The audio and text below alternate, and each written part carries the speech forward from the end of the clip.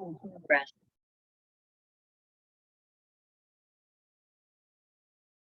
Okay, so we have Rachel from yesterday. Um, I know a lot of people had signed up for this webinar, but there is a lot of information to go over. And I honestly want to make sure we have enough of time. So I will talk fairly quickly. Um, since it's only a couple of us in here, if you do have questions or if you do need me to slow down or repeat something, just go ahead and unmute yourself and be like, hey, Taliza or TJ, what do you mean by this? Or what does this mean?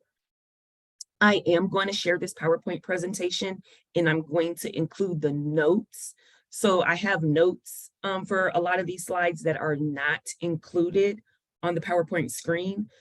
So you could have more in-depth information. So I will include that when I send out the PowerPoint presentation. Okay, so about the Iowa Center and our mission. Welcome. Today is Always Ready Credit. Our mission is to empower Iowans with the potential to succeed as they pursue opportunities for financial success. My name is TJ Daniels here with the Iowa Center.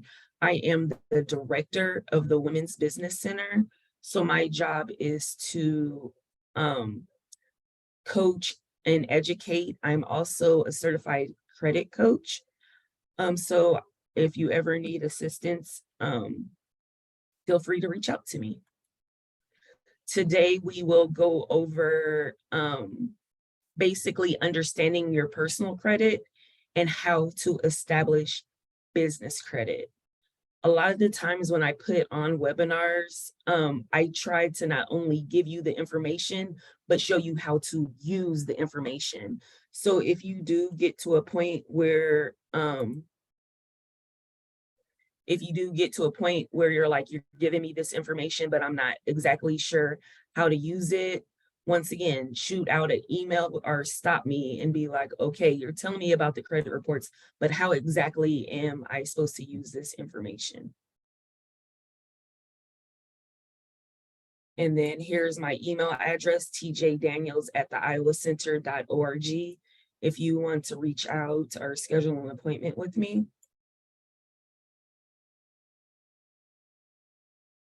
So basically the importance of credit and why is credit important for small business? Of course, credit is important for financing opportunities, business growth. Sometimes you honestly need credit or loans in order to seize whatever opportunities are out there. Cash flow management. There's always fluctuations in cash flow, and sometimes you could fall short of your expenses. So credit could bridge those gaps. And then building business relationships. Establishing and maintaining good credit can help build trust and credibility with your suppliers and vendors. It could give you a competitive advantage. Having access to credit honestly gives you a competitive advantage in the marketplace. It allows your business to respond quickly to market opportunities or a change in customer demands.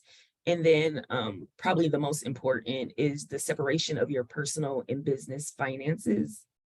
And maintaining separate personal and business credit helps you protect personal assets and limits personal liability. It also basically simplifies financial management, bookkeeping, and tax reporting.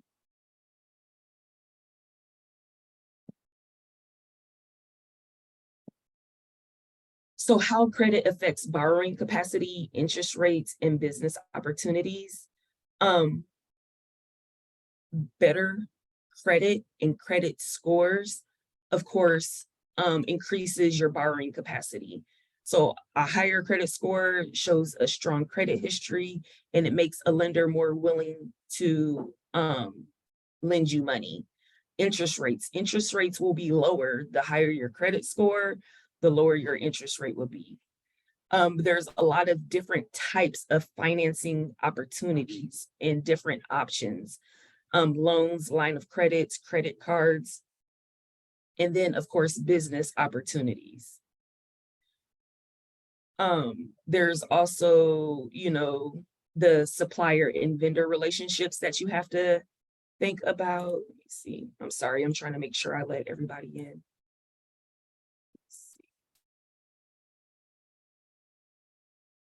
So, it's very important to differentiate between personal credit and business credit. As a lot of us know that when you first start out with your small business, everything is based off of your personal credit. You have to actually establish business credit in order to use business credit. A lot of people, when they start new businesses, they feel like they will be able to use business credit, even if they've established business credit, at the beginning. A lot of the times that is not true. You would have to use your personal credit to get established. Here's the importance of separating personal and business finances. I know I talk about this a lot, but I always like to go ahead and include that. Of course, for legal protection, financial clarity, separating or not commingling your finances, tax reporting and bookkeeping, helping with financial planning, and of course, auditing and financial reporting. So the definition of a credit report, I know a lot of people always are like, yeah, I know what a credit report is, but just to go over it, it provides information on your borrowing and payment behavior, your debts, credit accounts, public records, and basically your credit report shows your credit worthiness. So it is a history of your usage of credit. The credit reporting agencies, the main ones are Experian, TransUnion, and Equifax. So the information that's included, of course, is your personal information, credit accounts, public records, and inquiries. Accessing your credit report, you have a right to access your credit report from those three major credit agencies once a year for free. Of course, during COVID or the pandemic, they have increased that to weekly.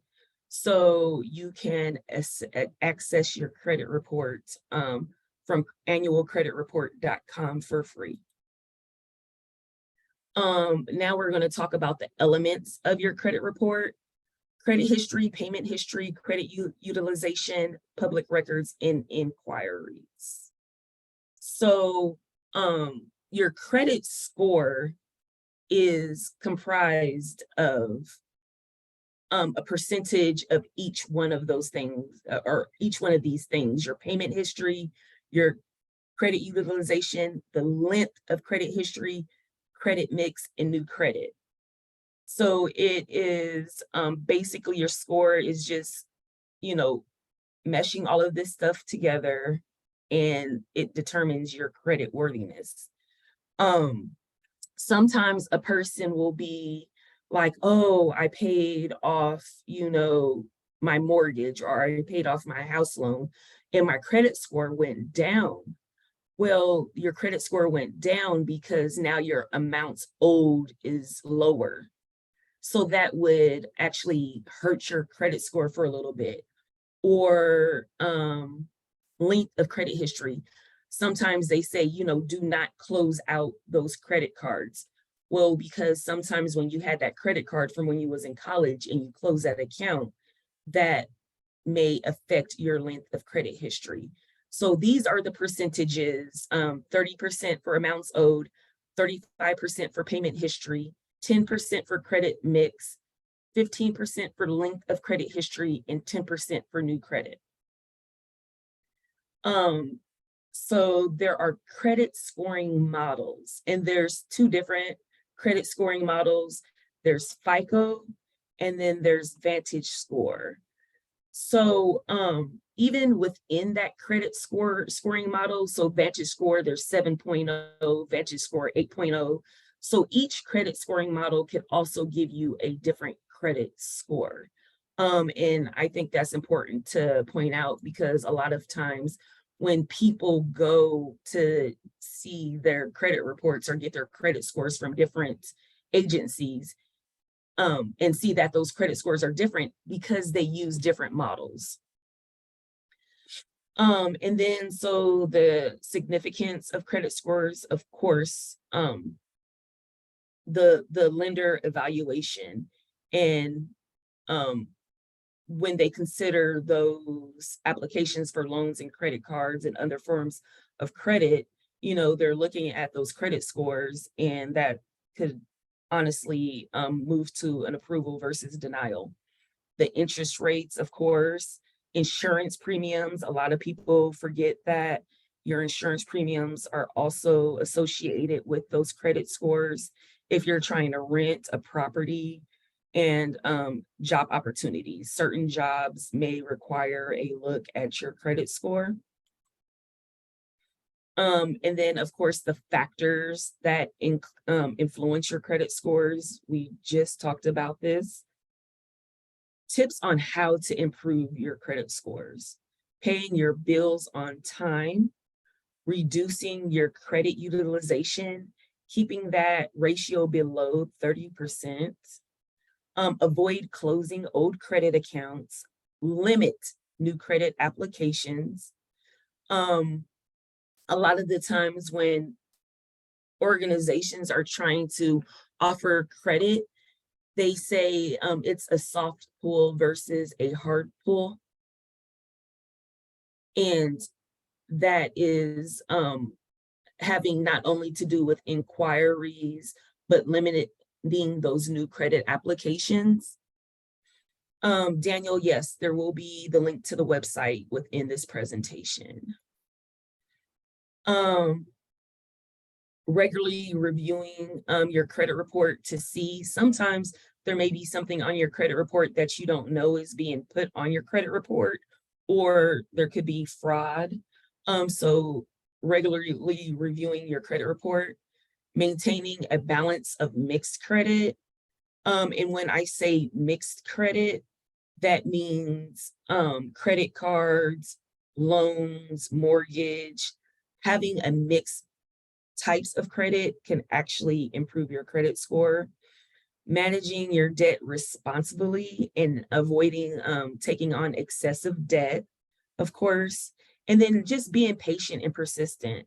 Improving credit scores when they're not the best is hard.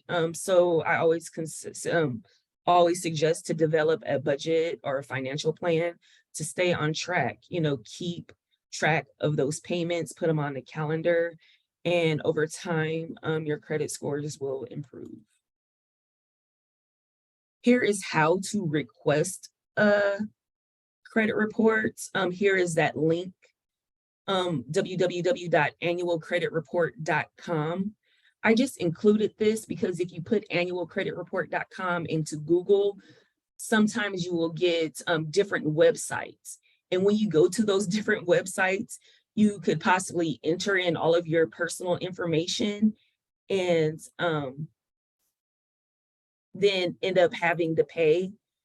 Or you could enter your personal information into a website that is scam. So you always want to make sure whenever you're entering your personal information that it is the correct website. So this is the annualcreditreport.com website. You could request your free credit reports here. When you go through this process and you request your credit report, you'll request the first one, which may be Equifax. You enter in your information, you have to answer personal questions, and then you'll get that credit report. Then you go back and then you request TransUnion. You enter all of your information, you have to answer personal questions, and then you get that report. Then you have to go back and report the third credit report. And I'm just pointing this out because sometimes people go and only get that one credit report. If you want all three credit reports, you actually have to request all three. And normally I do suggest you go ahead and get all three credit reports because some organizations may only report to one bureau or the next. It actually costs organizations to report credit scores to the credit bureau. So sometimes you'll even find that places do not report credit. So if you want to make sure and stay on top of all those, you really do need to request all three. Oh, and here's what I was just talking about. You input your personal information. Sometimes you have to, well, you will always have to answer security questions. Sometimes it'll be like, have you ever lived on the street? Or what country did you live in a certain year? Or did you get an auto loan? Or how much was the auto loan? Or what was the lender? And then they'll be able to confirm and move forward with that credit report. So you could also go directly to these specific organizations, Equifax.com. And as you can see, you could get your personal or business credit report here. Oops, sorry. These do cost sometimes. TransUnion, you could get your credit report here, and it says the credit scores provided are based on the Vantage Score 3.0 model. So, and the subscription price is $29.95 per month. The only place you're guaranteed to get that free credit report is the annualcreditreport.com. And then here is Experian, and it says this credit score is calculated based on FICO score model 8. So as I was saying earlier, different scores use different models, and that's why all of your scores are different from the different credit bureaus. There's also credit monitoring apps. Credit Karma, I know I use that. Credit Sesame, Wallet Hub. So if you do want to keep track of your 3 different credit bureaus, Credit Karma reports from TransUnion and Equifax. Credit Sesame is TransUnion. Wallet Hub is TransUnion, and Experian is Experian. So now we will go into reviewing your credit report. First one, personal identifying information. This does include your name and name variations, addresses, past and present, employment information, spouses or co-applicants, your social security number and date of birth and contact information. It will never ever include your gender, ethnicity, religion, or political affiliation. And now we're just going to take some screenshot views of the personal credit report. As you can see in the upper right-hand corner, the date of report. Just a reminder, when you do apply for credit, and maybe you're trying to, price check or whatever, from the date of that report, these reports do expire. Some organizations will say 30 days, some say 90 days, and then they will have to repull. Then here's the name and other names reported. So, or it could be a variation of your name. If your name is incorrect or spelled incorrectly, that is something that I would report to the credit bureau. Addresses reported and telephones reported. If there is information that is not correct there, once again, I would go ahead and dispute that information. Those type of incorrect information, those are red flags that just could indicate identity theft, fraud, or financial abuse. So always check that and just be sure to dispute anything that you see that may look inaccurate. Credit scores do not always appear on the credit report. So when you do the annualcreditreport.com, that does not include your credit score unless it's purchased. Businesses choose what credit scores to purchase on the report or not at all. And there are times when I have clients where they may not have any type of credit history, so they would be unscored. And honestly, a lot of the times to have an unscored client is almost as bad as having a client with bad credit history. So here are some of those reason codes that you may see on your credit score. So it could say serious delinquency or the ratio of balance to limit on bank revolving accounts are too high. Number of accounts with delinquencies, these are some reason codes. It provides the top reasons why the score isn't higher, and these reason codes will always be negative, always will be negative. Different credit scores will use different reasons. If you would like to know more information on this, here's some links. Now we are going to talk about credit history. So this includes accounts in good standing or accounts in bad standing or delinquent accounts, both paid and unpaid accounts in collection. These do not include non-credit banking information such as checking and savings account.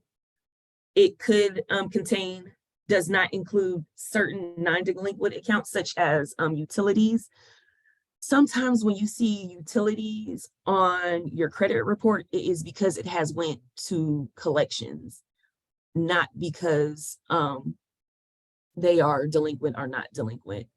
And owed accounts that may no longer report per the Fair Credit Reporting Act. If you do see those owed accounts, those are those accounts that you can and should dispute. So here is another look at just a credit history sheet. And you could see if it is good or bad. You could see if it is open or closed. Open and closed accounts in good standing. Open accounts, of course, remain on the credit report indefinitely, but closed accounts in good standing remain on the report for 10 years from the date of closure, 10 years. So when we're looking at this one, you could see the organization and the date opened. The date opened was 10/1 of 2015. You can see the yellow highlighted area. So if you guys want to participate or come off of chat, you could tell me, is this account open or closed? Can anyone?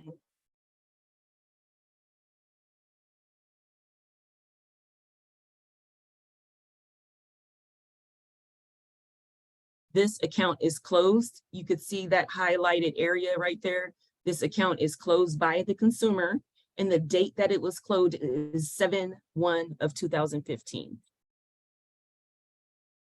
So another question I would have, what type of account is reflected here? You could see that this is a revolving account and it is a credit card. When it was opened, the credit limit on this card had a credit limit of $1,000. Who is responsible for this account?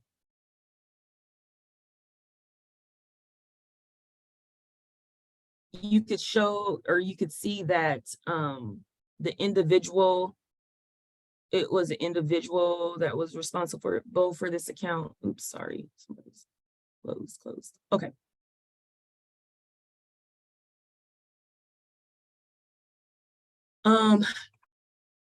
And so when you see responsibility, you know, sometimes you may have a joint account, or maybe sometimes it's an authorized user. It will show you right here in this area of responsibility. So I will ask this question: how did Geneva manage this account? You could answer in chat or come off of mute. Did she manage this account good or bad?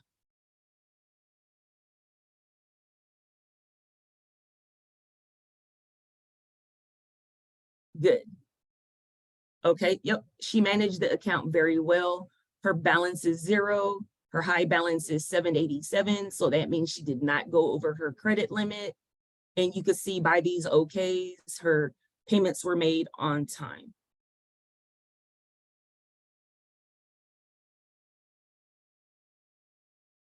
So now here is a view of something that was actually reported when it was 30 days late.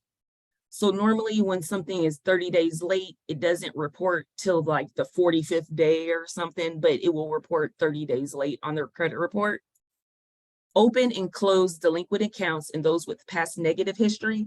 Negative information reports remains on the credit reports from up to 7 years from the date of first delinquency. So this is the date of first delinquency. This was the date that this account was opened. So 7 years from July of 2020. So is this account open or closed?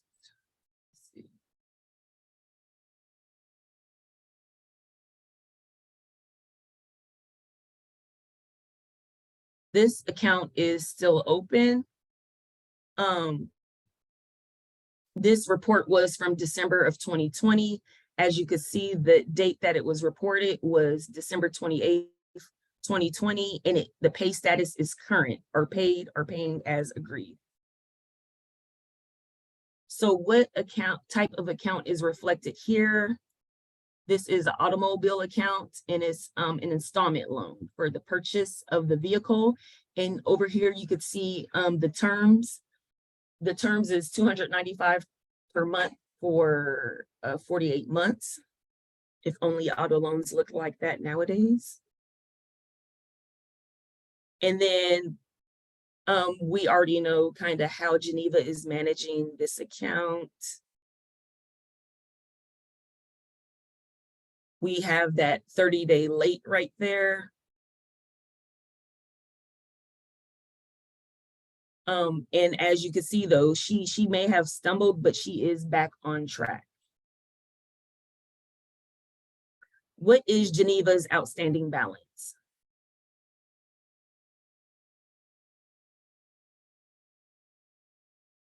It is $10,695. Thank you, Shelly. Yep, $10,695.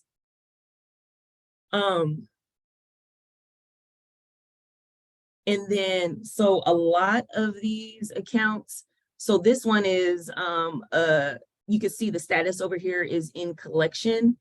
And the estimated month and year that the item will be removed is April of 2022. It was placed for collection in April of 2016. A lot of credit reports nowadays, they do have this listed when it would be removed, because if it's not removed by that day, sometimes you may have to go ahead and request that to be removed.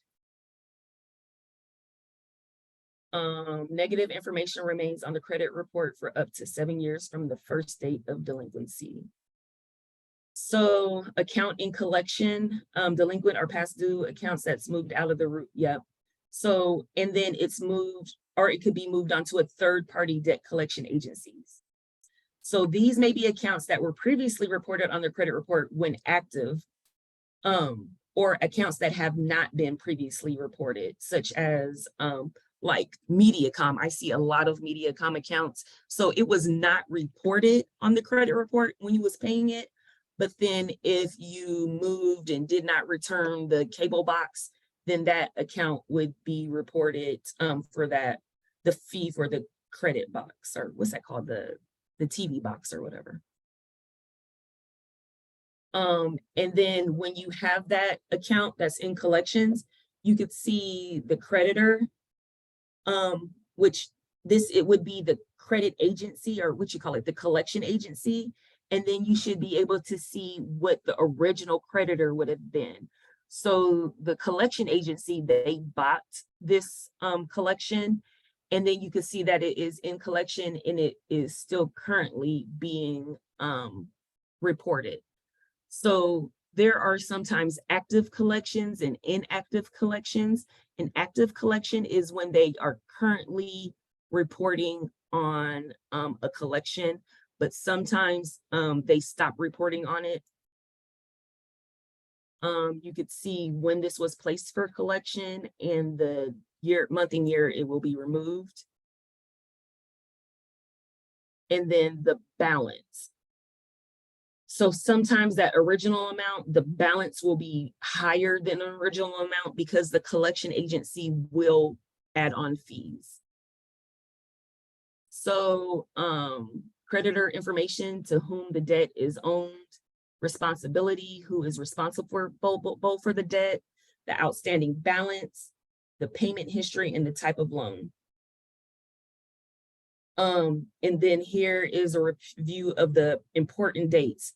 The date the account was open, the date that it was last reported. Once again, this is how you could tell if it's a current account or an old account, the date closed, if that is applicable, and the date that the account will be removed from the credit report, or the date of first delinquency. So now we'll move on to public records. As of 2018, bankruptcies are the only public records that will appear on the credit report. And then it'll just tell like how many years that it will be on your credit report.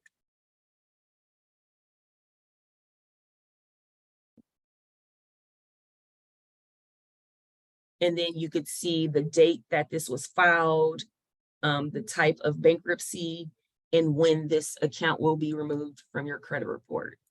And then inquiries. There are two different types of inquiries. There's soft inquiries and hard inquiries. A soft inquiry does not impact your credit score. So this is an inquiry that could have been made by you, or could have been made by a business, basically for just informational purposes. So that's if they're trying to pre-qualify you for a credit card and things like that, and they only appear on your credit report for 24 months. It'll show all the times that it was requested and the dates that it was requested. Now, a hard inquiry shows when you're actually applying for credit. So if you're applying for a bank loan, a home loan, a car loan, that is a hard inquiry. And for 12 months, that inquiry will actually impact your score. And then it will actually show on your credit report for 24 months. Here is another one that shows it was requested on and what type of what type of use it was for, credit or loans. And then, so as I will keep on saying, always check your credit reports, always look for unfamiliar hard inquiries. This is something to pay attention for, and could be a sign of identity theft. The excessive applications would be too. So there's some other things that you might have on your credit report. Fraud alerts. Some people do put alerts on there if their identity has been stolen, and holds. So like if you are applying for credit, you would have to call in and have them unlock your credit report. A credit summary, consumer statements, credit bureau contact information, and consumers' rights and disclosures. And I just wanted to go over charge-offs really quickly. A charge-off is an unpaid balance reported as a loss on credit reports. They're reflected on credit reports for accounts with an outstanding balance and which are past due. And they have reached a level of delinquencies according to the lender's policies, which require for that debt to be written off. The borrower would still be legally responsible for that, even though that account is charged off and that had been written off. So Carol borrows $400 from a community lender. It's on the credit report. And then it goes into bad standing. So now it's 90 days past due. And then it will show on your credit report that date that it was charged off and the amount that it was charged off. And of course, it should show the first date of delinquency.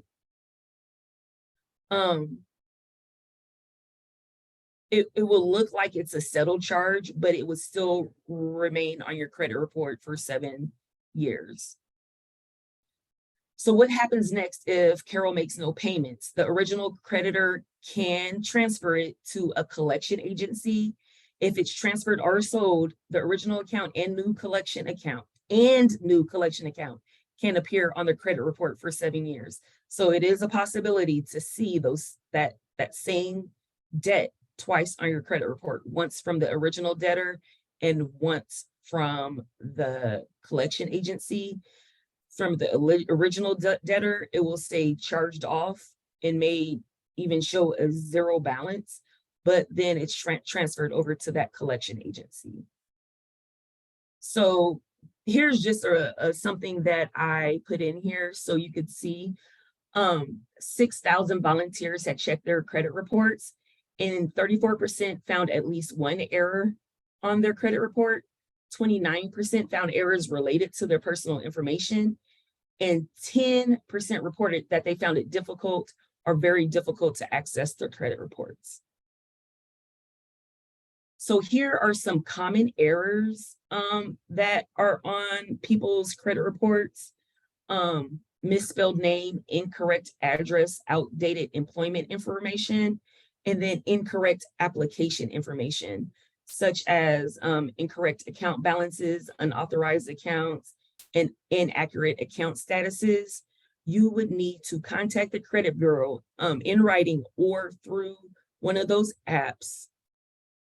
And when you do that, you have to provide the correct information, such as the bill or your driver's license and things like that. You will have to submit all of that to dispute the information that may be showing incorrect. I do have a credit review checklist. I will include this in the email that will be sent to everybody following this presentation. So you will get a copy of this presentation, a link for the recording, and a copy of this checklist. This checklist also includes a sample letter that if something was incorrect on your credit report, you could send this letter, fill it out, fill in the information, and dispute that.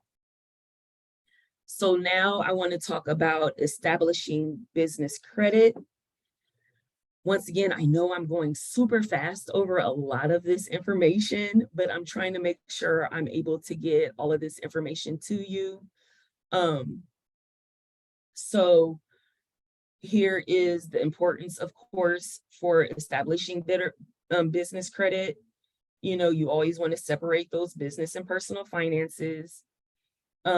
Business credit allows you to have access to better financing and better loan terms. It helps build and grow those vendor and supplier relationships.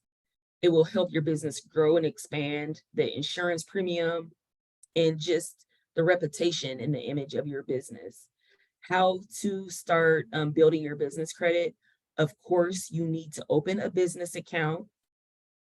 Even to open your business account, you have to have this EIN number. So here is the link to get your EIN number. I know if you was here yesterday, I showed this website. I'm not going to show it today. And then obtaining your DUNS number. So your DUNS number, you go to this website, you request the number, you fill in your information, you'll get the confirmation, and then they will email you your DUNS number. Then after that, you actually need to start applying for things. So it could be a line of credit, it could be a business credit card or a loan. Sometimes I tell people you could even go for a gas card in your business name.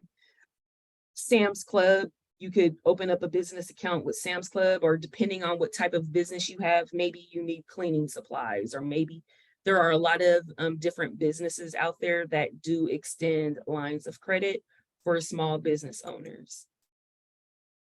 When you do that, you do have to make sure that that organization actually reports business credit, because some places may have trade lines or lines of credit for small businesses, but do they report? If they don't report, then that is not going to help your business credit score. So that is something to remember. And of course, here's the importance of maintaining good payment history and using that credit responsibly, just even to have access to that financing and additional credit limits, lower interest rates. And then just like monitoring your personal credit, you have to monitor your business credit. You could find errors. There could be issues with identity theft. That's why on that annual credit report, .com, they moved from free credit reports from once a year to free credit reports weekly, because of course, during the pandemic, there was a lot of identity theft and fraud going on. So they wanted to make sure people had access to check those reports. So here are some different places that you could actually monitor your credit report. Here are some of the more popular ones, like when I showed you that Experian reporting page, or maybe it was the Equifax, it showed personal tab and it showed a business tab. I think the only one that is free is NAV, but these places, when you're trying to monitor your credit report, there is a fee associated with that. So just like anything, or just as you know, the tips to building and maintaining for your personal credit, how to maintain good credit, is paying those bills on time, manage your credit utilization, which is staying below 30%. Some nowadays, a lot of places are even saying 15%. Maintain a mix of credit, and then of course check your credit reports, making sure that nothing is being on there, nothing is being reported late. And then for business credit, of course, just to establish that separate business entity, open up that business account, the EIN number, establishing those trade lines, and then using that business credit responsibly. So advice on responsible credit use and payment practices: understand your credit terms.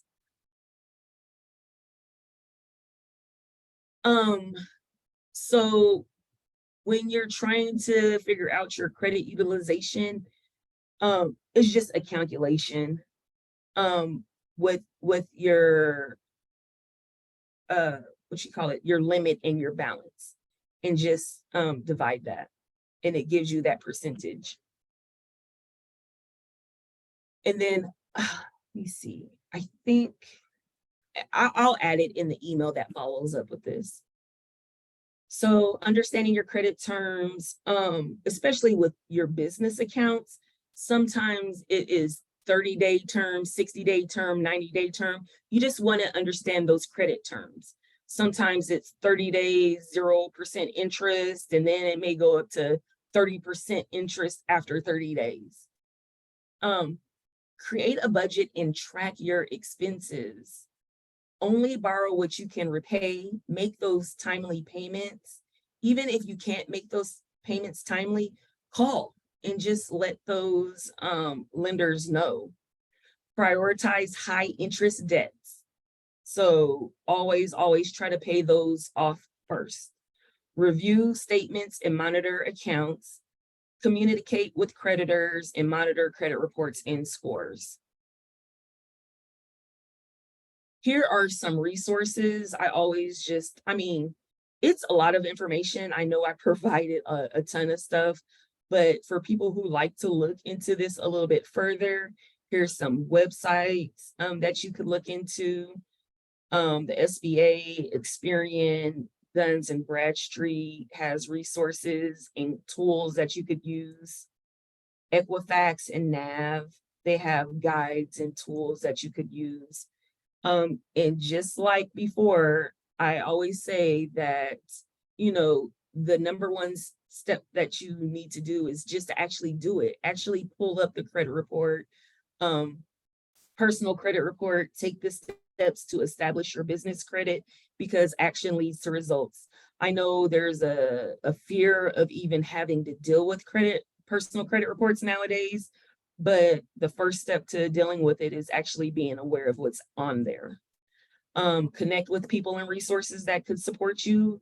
I'm always here if you need some assistance, or just, you're unsure of what you're seeing on these reports that you're pulling. We have a ton of classes and education. Here's some of the reoccurring classes that we have. Always Ready Business Plan, that is the lean business plan class. Always Ready Lending, this gives information of all the documentation and expectations that you will find when you're applying for a small business loan. Always Ready Financials, this is basically a financial statements 101. So I do go over your personal financial statements, your profit and loss statements, your balance sheet, and your cash flow statements, just so you could understand them, see them. And then Always Ready Getting Starting your business. So were there any questions? I know I went over a lot of information. I know it's probably information overload, but I want to make sure if there's any questions, I could go ahead and answer them now. And if there's not any questions, I will go ahead and end this. This presentation was recorded, so I will provide a link for the recording. I will provide the link to this presentation, including the notes, because even within this presentation, I had a lot of notes on each one of those sections, and you could get the links out of this presentation. If there are no additional questions, I will end this report. Thank you. Thank you for attending. Have a great day.